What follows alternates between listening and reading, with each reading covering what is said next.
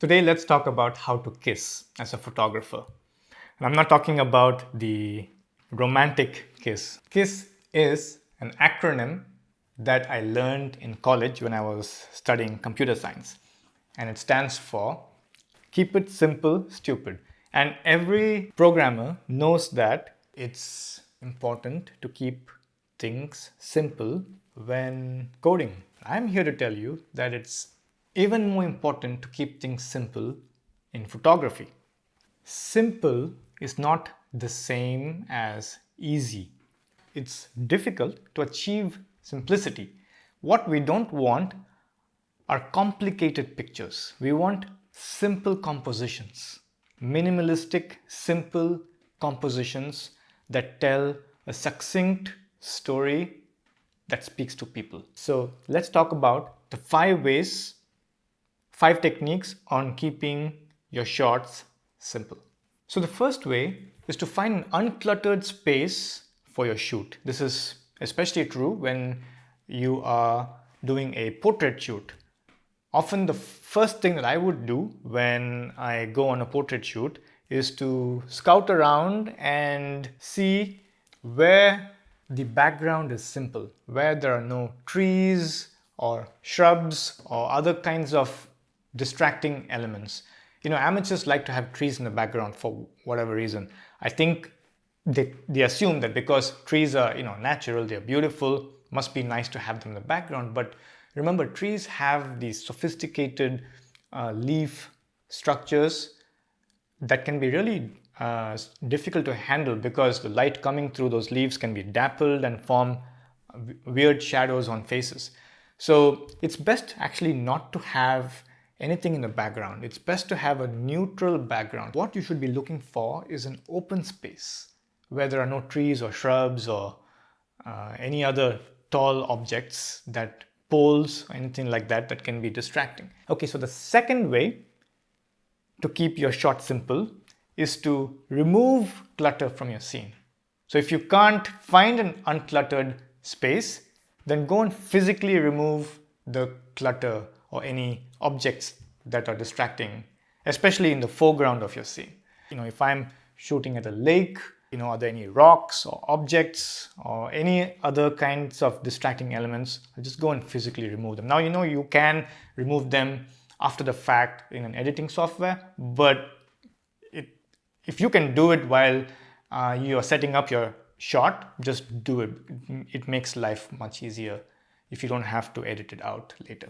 I'm not saying that you have to remove everything in your scene. There might be rocks that are beautiful. There might be whatever there is in the scene that you might want to keep in your shot. The point I'm trying to make is whatever in your scene, is it contributing to your shot? So if you're not sure whether something belongs in your scene, just ask yourself the question, does this object contribute to my story, or does it distract from the message? The third way to simplify your shot is to blur your background. Now, we've all seen these beautiful, blurry, creamy backgrounds, and they're attractive, and there's obviously an artistic reason to blur backgrounds. But the primary reason that photographers like to blur backgrounds is to simplify the scene. If you can't find an uncluttered scene, or if you can't remove the clutter from your scene, then you can blur your background. We call this subject isolation. We want to isolate the subject away from the details in the background so that all the attention is on your subject. The fourth way to simplify your shot is to close in on your subject. It's to zoom in to your subject's face. When you zoom in to your subject's face, you reduce the amount of background there is to start with. Okay? So if you're shooting a person, don't feel shy to zoom in on the face. Take a close-up shot. Close-up shots not only reduce the amount of background, but they also provide a more engaging type of shot. You can see the expressions in the face, you can feel the person's emotions, you can see the sparkle in the eye. It's just a way more interactive type of shot. By closing in, you are filling the frame with the subject. You have less of the background and more of the subject. The fifth way to keep things simple is you want to have only one subject per shot. This is the biggest problem for beginners, is that when you see shots from beginners, it's really difficult to know what the shot is about. There's too much going on in a shot. Think about a movie. How many heroes are there in a typical movie? The movie is basically a story about the hero and the relationship the hero has with the other characters. It's the same with photography. You want to have only one hero in your shot. It's not that you can't have other elements. Even in a movie, you will have other characters. You have one hero, but multiple characters. But these other things in your scene must have some role in your story. They have to be supporting characters. If they're not really supporting your story, then they don't belong in your scene. Okay, so these are the 5 ways to keep your shots simple. Now, these aren't the only 5 ways. You're going to discover your own ways to keep things simple as you move along in photography.